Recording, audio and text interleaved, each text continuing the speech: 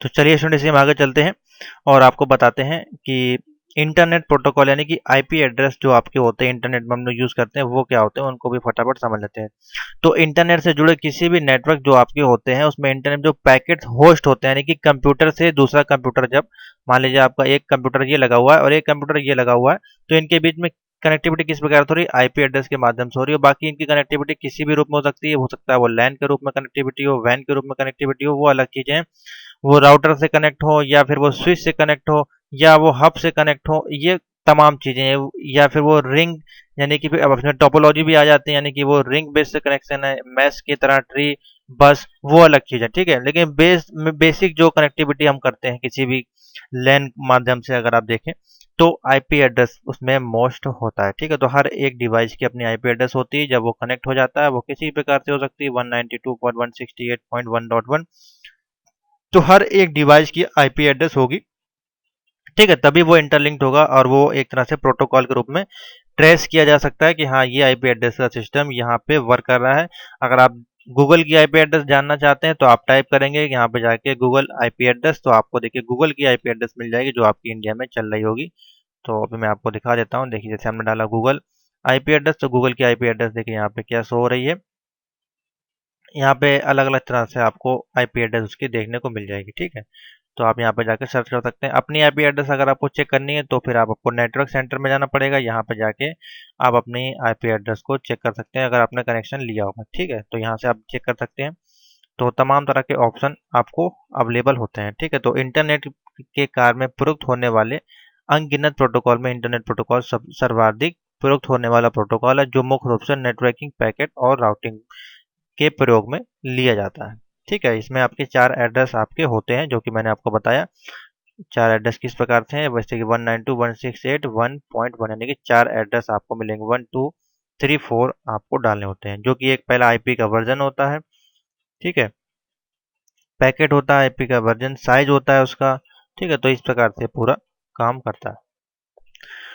तो ये हो गया आपका IP address. Feature of internet मैं बहुत शॉर्ट में पढ़ाऊंगा क्योंकि ऑलरेडी मैं इसकी क्लासेस लगा चुका हूँ। वो जब आप कोड परचेज कर लेंगे तो आपको मिल जाएगी। ठीक है, फीचर्स ऑफ इंटरनेट जो आपके होते हैं इसमें आप क्या क्या कर सकते हैं, तमाम चीज़ें इसमें आ जाती हैं। जैसे कि आप इंटरनेट के माध्यम से वॉच टीवी टीवी देख सकते हैं, इंटरनेट पे कुछ सर्च कर सकते हैं, ईमेलिंग कर सकते हैं, ट्रांसफ़र कर सकते हैं। ठीक है, जो पॉइंट्स होते हैं इसी बात से आपको लिखने हैं पेपर में। कनेक्ट पीपुल आप हो सकते हैं, चैटिंग कर सकते हैं, कॉन्फ्रेंसिंग कर सकते हैं। ठीक है, आप सुनते जाएं बस। आप इंटरटेनमेंट ले सकते हैं यानी कि म्यूजिक सुन सकते हैं, मूवी देख सकते हैं। ठीक है, पेमेंट कर सकते हैं आप। ठीक है, तो ये जितने भी काम आ जाते हैं इसमें। आप शॉपिंग कर सकते हैं इंटरनेट के माध्यम से, गेम खेल सकते हैं, प्रमोट कर सकते हैं अपने किसी प्रोडक्ट को, मैप के माध्यम से आप किसी भी रास्ते पे जा सकते हैं। तो आप देखिए कितना सारा चीज़ें आप इंटरनेट के माध्यम से कर पा रहे हैं। ठीक है, तो ये हो गया आपका इंटरनेट। अब इसकी सर्विसेज हम कहाँ का यूज़ करते हैं, तो देखिए ऑनलाइन रिजर्वेशन में हम लोग इसका यूज़ करते हैं। ठीक है, दूसरी सर्विसेज की बात करें तो हमें कुछ सर्च करना है उसके बारे में, विकीपीडिया पे हम लोग सर्च कर लेते हैं। टिकट की बुकिंग करनी है तो हम लोग टिकट की बुकिंग कर लेते हैं इसके माध्यम से। ऑनलाइन आपका एप्लीकेशंस होती हैं उनको हम एक्सेस कर पाते हैं। ई कॉमर्स का काम, ई कम्युनिकेशन कर पाते हैं, वेदर को देख सकते हैं। ठीक है, ई कॉमर्स में वेबसाइट बना सकते हैं, ई कम्युनिकेशन कर सकते हैं, ई गवर्नेंस कर सकते हैं। तो ये सारे जो डिपार्टमेंट हैं इसमें हम तमाम चीज़ें इंटरनेट की सर्विसेज को यूज़ करते हैं। बाकी अलग अलग डिपार्टमेंट आ जाते हैं, पुलिस डिपार्टमेंट आ जाता है, बैंकिंग डिपार्टमेंट आ जाता है, कॉलेज आ जाता है, स्कूल, यूनिवर्सिटी, होम, सभी जगह हमको इसका यूसेज मिलता है। हर जगह पे अलग अलग काम, अलग अलग सॉफ्टवेयर प्रोग्राम, उसके अनुसार उसको हम लोग यूज़ करते हैं। ठीक है, सिंपल सा है आपका। इंटरनेट की सर्विसेज के बारे में पूछा जाएगा तो आपको सिंपल सा बता देना है। ऑनलाइन ट्रांजेक्शन, सर्चिंग के रूप में, ticket booking, online application, e commerce, e communication, e governance, banking और तमाम तरह के रिजर्वेशन, तमाम सेक्टर आप इसमें जोड़ सकते हैं। ठीक है, तो इस प्रकार से लिखना है। नेक्स्ट बहुत अच्छा टॉपिक है डब्ल्यू डब्ल्यू डब्ल्यू। आपका क्या होता है, इसको क्या हम लोग बोलते हैं, वर्ल्ड, फुल फॉर्म जरूर आप याद करते हैं ना, वर्ल्ड वाइड, सॉरी मैं बोल दे रहा हूँ, उसमें लिखूंगा नहीं क्योंकि इस लिखने में टाइम भी जाता है। वर्ल्ड वाइड और वेब। ठीक है, तो आप बचपन से पढ़ते आ रहे हैं, आपको पता होगा। तो वर्ल्ड वाइड वेब आपका क्या है, एक प्रकार का स्टैंडर्ड प्रोग्राम का एक सेट होता है जो कि इंटरनेट को यूजर को प्रोटोकॉल की मदद से वेब को क्रिएट करके एवं एक्सेस करने की सुविधा देता है। यानी कि आपने कोई वेबसाइट बनाई, ठीक है, तो वो आपकी सबसे पहले कहाँ जाएगी, www यानी कि वर्ल्ड वाइड वेब ऑर्गेनाइजेशन है बेसिकली ये कंपनी। इसके पास आपकी कोई भी होस्टिंग वेबसाइट होती है वो आपकी जाती है, जैसे कि google.com भी अगर आप देखेंगे तो उसके पहले भी www लिखा जरूर होगा। तो हर एक यूआरएल के पीछे आपको दिख जाएगा। देखिए मैं अभी दिखाता हूँ, जैसे कि हमने google.com डाला, ठीक है, गूगल तो आपका ओपन हो गया। लेकिन इसके इसके जब आप कॉपी करेंगे पूरा तो यहाँ पे www देखिए यहाँ पे लिखा होगा www.google। तो हर एक वेबसाइट जो होती है आपकी इंटरलिंक्ड होती है। जब भी हम कोई वेबसाइट को बनाते हैं और उसको एक्सेस करते हैं तो वो सारी आपकी www पे जाके एक्सेस होती है। और इस वेबसाइट में हम text, image, graphic, audio, video और सभी प्रकार को मिलाकर बनाते हैं, ठीक है, जो कि हम पब्लिश करते हैं तो हमारा हमको एक लिंक मिलता है यानी कि एक यूआरएल मिलता है जिसको कि हम लोग HTTP hyper text transfer protocol से कनेक्ट करते हैं। उसके बाद ऑटोमेटिकली उसमें वर्ल्ड वाइड वेब आपको डोमेन के रूप में मिल जाता है, ठीक है। पूरा जो यूआरएल का लिंक्स होता है वो जब हम यूआरएल पढ़ेंगे तो उसमें देखेंगे इस प्रकार से HTTP www.google.com, ठीक है। तो ये पूरा आपका एक यूआरएल बनता है, ठीक है।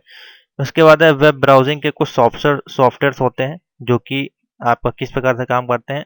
तो जो भी वेब ब्राउजिंग के जो सॉफ्टवेयर होते हैं जिनका इस्तेमाल हम वेब कंटेंट को एक्सेस करने के लिए कहते हैं, जैसे कि क्लाइंट साइड में इस तरह के सॉफ्टवेयर इस्तेमाल किए जाते हैं जो कि आपके हमें वेब ब्राउज़र एड्रेस बार और एड्रेस का पता टाइप करने के लिए वेबसाइट के होम पेज को डिफ़ॉल्ट पेज पे सेट करने के लिए ये वेब ब्राउज़र हमको यूज़ करने होते हैं। इंटरनेट आपको यूज़ करना तो आप कैसे यूज़ करेंगे, बिना वेब ब्राउज़र के तो आप यूज़ नहीं कर पाएंगे ना।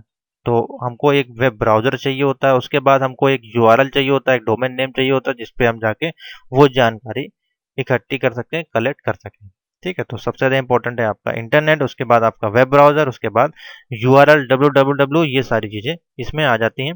इसी में फिर आपकी वेबसाइट आ जाती हैं, इसमें आपके वेब पोर्टल आ जाते हैं, वेब एड्रेस आ जाते हैं, ये सारी चीज़ें इसमें ऐड होती जाती हैं। तो ये पूरा आपस में एक पूरा इंटरनेट ग्रुप है। तो सबसे पहले मैं बता देता हूँ, आपका इंटरनेट हो गया, स्टेप बाय स्टेप बता दो क्या क्या चीज़ें इसमें ऐड होती हैं। इंटरनेट हो गया, फिर आपका वेब ब्राउज़र आ गया आपका यहाँ पे, ठीक है। थर्ड पॉइंट में आपका आ जाएगा वेबसाइट्स आ जाएंगे जो हम बनाएंगे, फिर वेबसाइट्स, ठीक है। नेक्स्ट पॉइंट में हमारे पास आएगा वेब का पोर्टल, जहाँ पे हम इसको अपलोड करेंगे सर्वर पे, वेब का पोर्टल होगा। उसके बाद वेब का एड्रेस जो होगा, इसका यूआरएल होगा, डोमेन नेम जो होगा वो होगा, ठीक है। तो ये इस प्रकार से पूरा स्टेप बाय स्टेप चलता है, तब जाके पूरा आपका एक इंटरनेट, वेबसाइट, पोर्टल, यूआरएल सब चीज़ आपका कंप्लीट होता है। और आपको सिर्फ एक लिंक मिलता है यानी कि google.com। आपको क्या काम करना है, आपको सिर्फ ये करना है, ना आपको सिर्फ आपको इंटरनेट कनेक्टिविटी परचेज करनी है, आपको ना ही ब्राउज़र को बनाना है, आपको तो बना बनाया ब्राउज़र मिल जाएगा। वेबसाइट भी आपको नहीं बनानी है, पोर्टल भी आपको नहीं परचेज करना है, कुछ नहीं, आपको सिर्फ एक लिंक पे जाना है। तो देख सकते हैं आपको सिर्फ इतना करना है, बाकी इसके पीछे कितनी चीज़ें जुड़ी हुई है वो यहाँ पे आपको दिखाई दे रही हैं, ठीक है। तो ये है आपका पूरा प्रोटोकॉल। अब इसमें देखिए प्रोटोकॉल आपके किस प्रकार से काम करते हैं वो भी आपको बता देते हैं। प्रोटोकॉल जो इंटरनेट में यूज़ होते हैं बेसिकली, और किस किस क्षेत्र में आपके यूज़ होते हैं। तो देखिए इसमें आपका आ जाता है सबसे पहले एफटीपी आ जाता है, जिसको कि हम लोग बोलते हैं फाइल ट्रांसफर प्रोटोकॉल, जो कि एक ऑर्गेनाइजेशन होता है जो कि एक बाइनरी फाइल को हिराचिकी फाइल में स्ट्रक्चर के रूप में ट्रांसफर करता है। यानी कि आपने कोई वेबसाइट बनाई है अपने कंप्यूटर पे, उसको आप चाहते हैं कि लाइव करना, पब्लिश करना, तो आप ऑटोमेटिकली एफटीपी के माध्यम से उसको अपनी साइट को, अपने सर्वर को लाइव कर सकते हैं, जिससे कि कोई भी उसको एक्सेस कर सकता है। आपके कंप्यूटर में जो भी डेटा होगा वो ऑनलाइन चला जाएगा, ठीक है।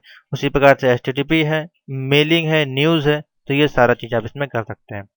वेब सर्वर्स की बात करें तो वेब सर्वर्स आपके होस्टिंग होती हैं जो कि आपके कंप्यूटर से किसी भी सर्वर के रिक्वेस्ट के बाद आप उसको परचेज कर सकते हैं। यानी कि तमाम सर्वर्स लगे होते हैं, आपका ये कंप्यूटर होता है, आप यहाँ से होस्टिंग परचेज करते हैं .com.in, जिसके लिए आपको कुछ पेमेंट करनी होती है और आप फिर उसको एक्सेस कर पाते हैं वर्ल्ड वाइड, ठीक है। तो ये है आपका पूरा आपको एक रिक्वेस्ट भेजनी पड़ती है सर्वर को कि हाँ ये इस नाम का डोमेन हमको परचेज करना है। वो आपको स्पेस जो भी इसमें रैक लगे होते हैं, मेमोरी, वो आपको एक स्थान वहाँ से आपको दे देता है और आप वहाँ से फिर वो डोमेन आप परचेज करके उसको एक्सेस कर पाते हैं, ठीक है। तो इस प्रकार से हम होस्टिंग को परचेज करते हैं और इसको हम एक्सेस करते हैं, ठीक है। होस्टिंग को परचेज करने के लिए तमाम साइट्स होती हैं, वहाँ पे हम जाके उसको परचेज कर सकते हैं, जैसे कि GoDaddy, गो आई बी, होस्ट इंटीजर, ये तमाम जो साइटें होती हैं इन पे जाके हम होस्टिंग को अपनी परचेज कर सकते हैं।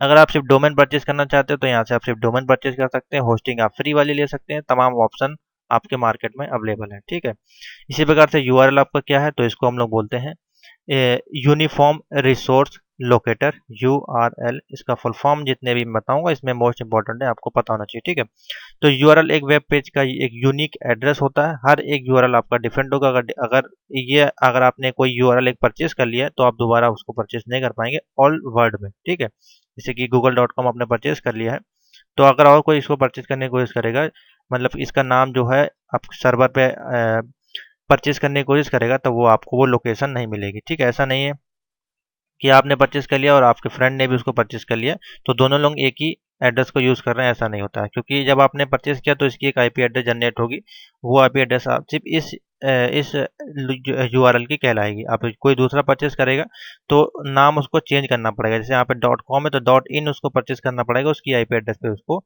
दूसरी प्रोवाइड की जाएगी। ठीक है, तो इस प्रकार से यूआरएल आपका काम